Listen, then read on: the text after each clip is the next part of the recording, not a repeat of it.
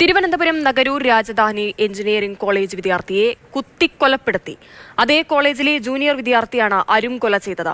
മദ്യപാനത്തിനിടെ മിസോറാം സ്വദേശികളായ വിദ്യാർത്ഥികൾ തമ്മിൽ തർക്കമുണ്ടാവുകയായിരുന്നു. തുടർന്ന് നടന്ന കയ്യാങ്കളി കൊലപാതകത്തിൽ കലാശിച്ചു.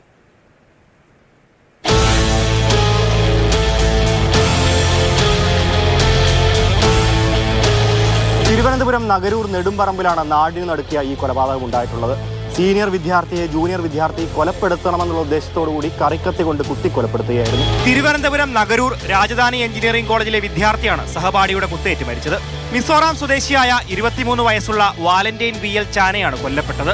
രാജധാനി കോളേജിലെ ബിടെക് 4ാം വർഷ വിദ്യാർത്ഥിയായിരുന്നു വാലന്റൈൻ. ഇവിടെ മിക്കവാറും 2-3 പ്രാവശ്യം ഈ കടയിലും ഇവിടെയൊക്കെ വരും. ഇവിടെ വണ്ടി വിളിച്ചവർ പോകാറുണ്ട്. അവരുടെ ഭാഷ നമുക്ക് ശരിക്കും അറിഞ്ഞു. ഇവിടെ നമ്മുടെ അടുത്ത് അത്യാവശ്യം എന്തെങ്കിലും ചോദിക്കും. കുറച്ച് ഇംഗ്ലീഷും അവർ ശരിക്കും അവർ ഇംഗ്ലീഷാണ് സംസാരിക്കുന്നത്, എന്നാൽ ഹിന്ദിയും അല്ല. അതിൻ്റെ മറുപടി നമ്മൾ പറയും, നമ്മൾ പോകും. അല്ല ശരിക്കൊരു ബന്ധം നമ്മളൊന്നുമില്ല. സംഭവത്തിൽ കോളേജിലെ ബിടെക് സിവിൽ എഞ്ചിനീയറിംഗ് 3ാം വർഷ വിദ്യാർത്ഥിയും മിസോറാം സ്വദേശിയുമായ ലാങ്സങ് സ്വാലെ നഗരൂർ പോലീസ് അറസ്റ്റ് ചെയ്തു. ഞാൻ 10-10 ആയിട്ടാണ് ഇവിടെ നിന്ന് അപ്പുറത്തോട്ട് പോയത്.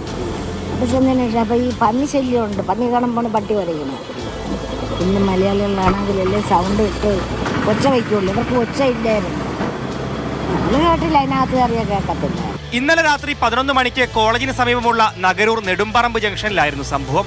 ഇവർ തമ്മിൽ മുൻപും സംഘർഷങ്ങൾ ഉണ്ടായിട്ടുണ്ട്. ലാങ്സങ് സ്വാല വാലന്റൈനെ പ്രശ്നങ്ങൾ സംസാരിച്ച് തീർക്കാമെന്ന് പറഞ്ഞ് വിളിച്ചു വരുത്തുകയായിരുന്നു. തുടർന്ന് ഇയാൾ കയ്യിൽ കരുതിയിരുന്ന കറിക്കത്തി ഉപയോഗിച്ച് വാലന്റൈന്റെ നെഞ്ചിൽ കുത്തിയിറക്കി. ഗുരുതരമായി പരിക്കേറ്റ വിദ്യാർത്ഥിയെ തിരുവനന്തപുരത്തെ സ്വകാര്യ ആശുപത്രിയിൽ എത്തിച്ചെങ്കിലും മരണപ്പെടുകയായിരുന്നു.